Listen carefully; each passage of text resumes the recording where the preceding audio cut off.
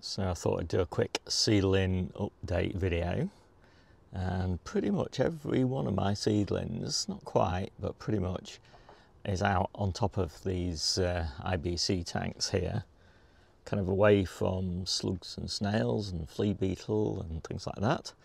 So it's quite a nice growing area, and I've actually got another growing area like this one, where I normally put my carrots in spring. I'm planning to use these as seedling propagation areas a lot more. So anyway, we'll start here. Tokyo cross turnips.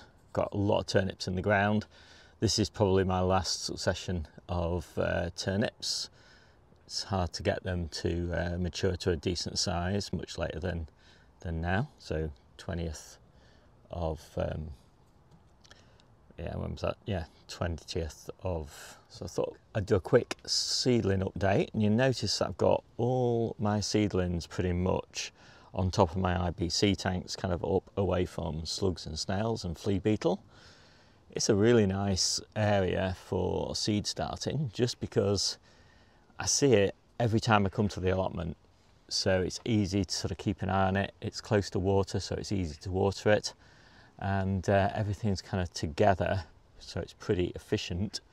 Not had any problems yet, not had any losses, even though it's been really heavy rain on it. None of the trays, module trays, have got bases, so they're all sort of draining through. So I'm going to start over here. So this is celery that I started ages ago. I don't know, it must be at least 3 months old now, and obviously it's looking really ragged.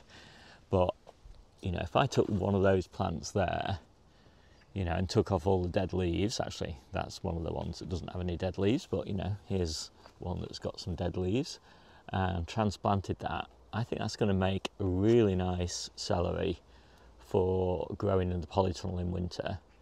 So by leaving it in these pots, keeping it well watered, it's kind of stalled its growth. And I've actually got some from that same batch that was this sort of size a few weeks ago that I planted out as a test, and you can see how well that's grown on, and it's looking super healthy now. So maybe next week I'll get that transplanted into a pot.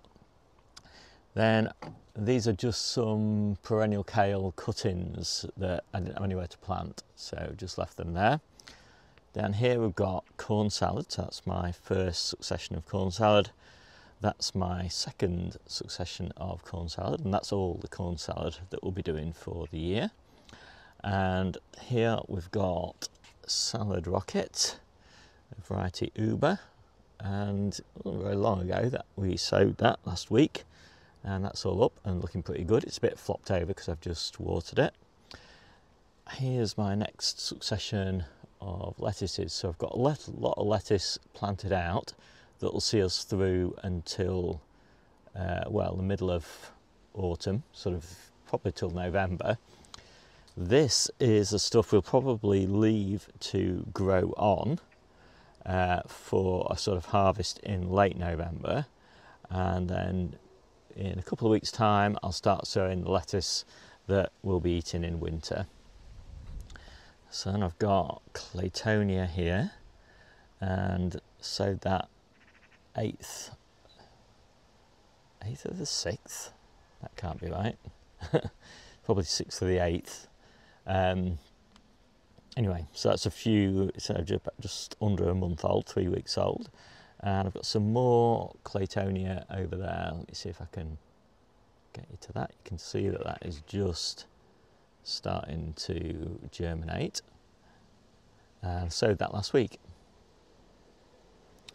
And then we've got tough ball onions here, and guardsman salad onions there.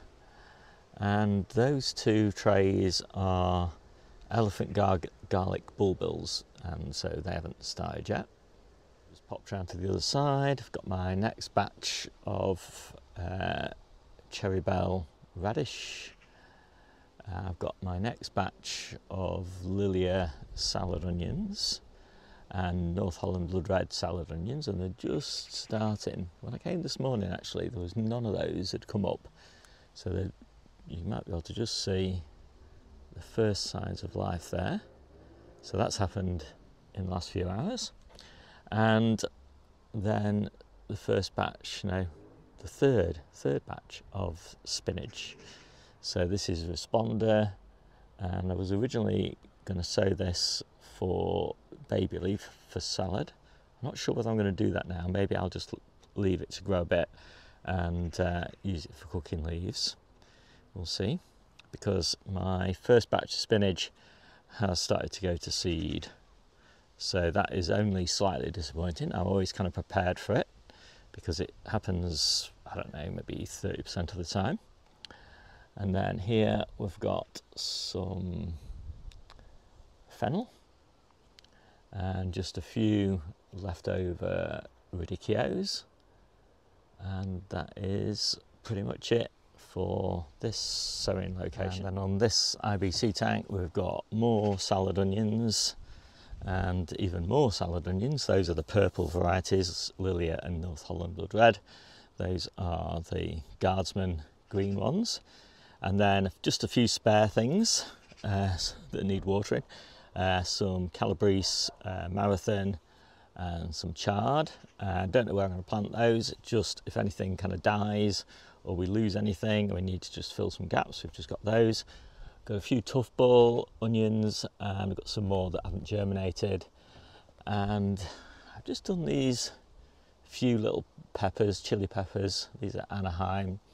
These are kind of possibly going to go on the windowsill in the kitchen, just as decorative plants really, but obviously we can still eat the chilies as well. We'll see how they do. I mean, they're outside. It's still plenty warm enough really for chilies outside, so we'll let those grow on a bit. And just today planted that bed of salad onions. So that's pretty much it for the seedling update. We've got a lot in the ground.